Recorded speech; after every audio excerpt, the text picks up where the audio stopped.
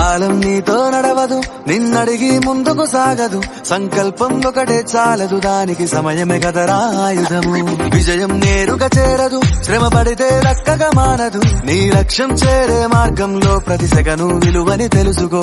ఉన్నోడివా లేనోడివా, ఏ కులం నీదని అడగదు. మంచోడివా చెడ్డోడివా, ఏ మతము నీది అని అడగదు.